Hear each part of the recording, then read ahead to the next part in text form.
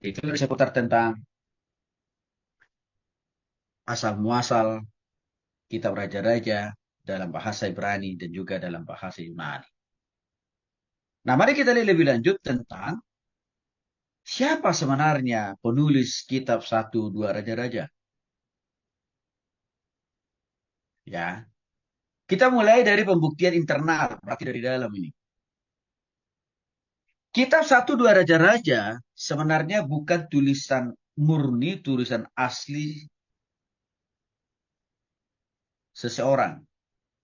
Tetapi kitab 1, 2 Raja-Raja itu adalah disusun. Artinya kitab 1, 2 Raja-Raja kumpulan sejarah tadi kan intinya. Masa-masa kerajaan Daud, Salomo, ya.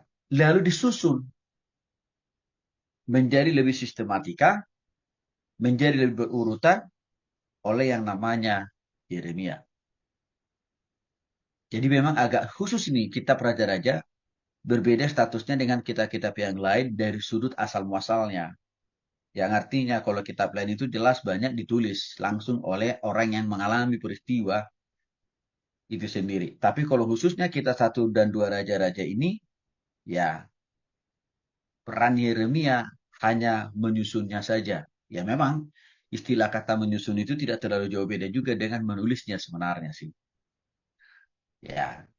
Nah, mari kita lihat beberapa bukti referensi oleh Yeremia yang merujuk atau menunjukkan pada catatan sejarah bahwa kitab ini bukan tulisan asli Yeremia tapi susunan. Ya, dari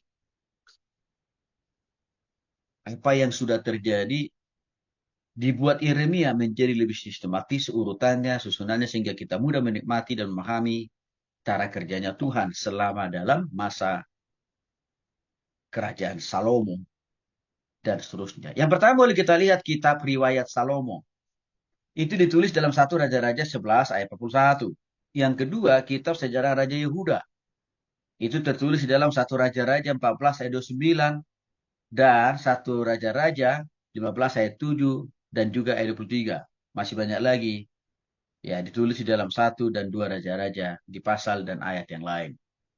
Yang ketiga, kitab sejarah Raja Israel. Ditulis di dalam 1 Raja-Raja pasal 14 ayat 19, pasal 15 ayat 31, pasal 16 ayat 14, pasal ayat 27. Dan juga masih tertulis lagi lebih panjang lebar lagi di dalam kitab 1 Raja-Raja dan 2 Raja-Raja. Saudara. Nah, pembuktian yang berikutnya sebenarnya adalah pembuktian catatan peristiwa sejarah. Kita bisa lihat contoh konkret.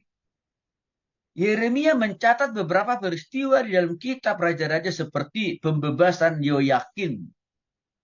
Ya, pembebasan Yoyakin.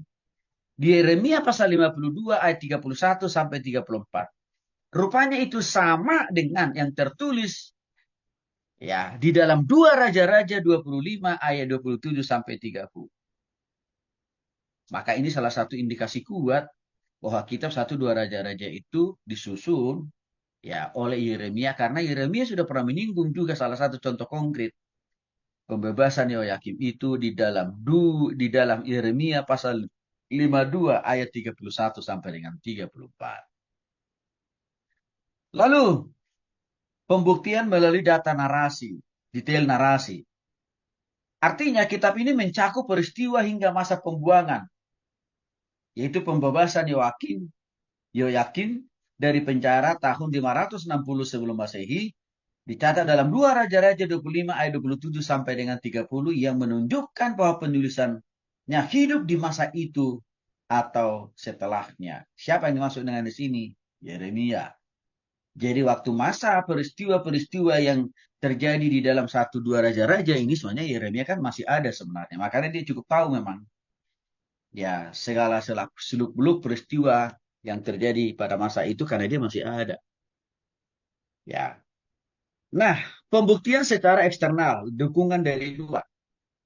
Menurut tradisi atau kebiasaan Yahudi, ya dalam kitab suci Talmud itu maksudnya kitab suci berbahasa Ibrani itu Bapak Ibu ya.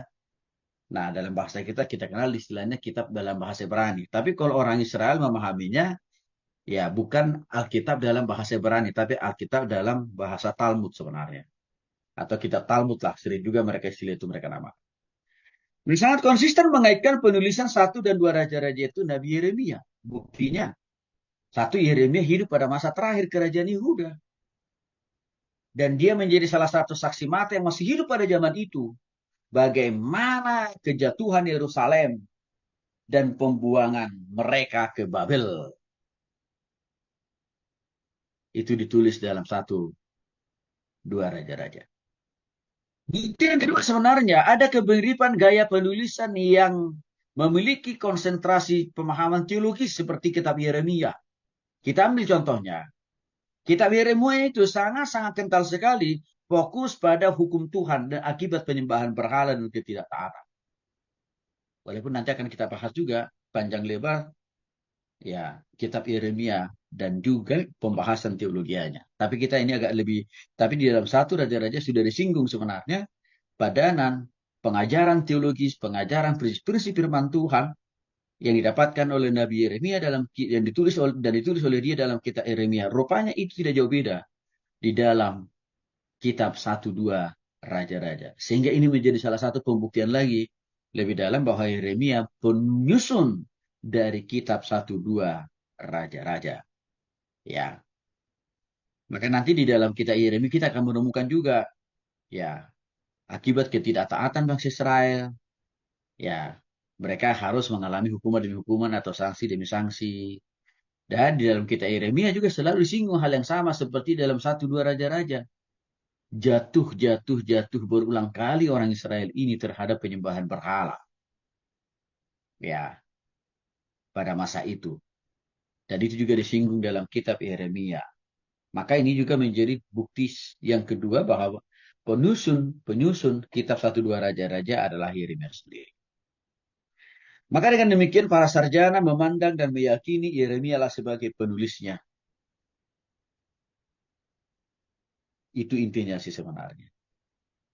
Nah, mari kita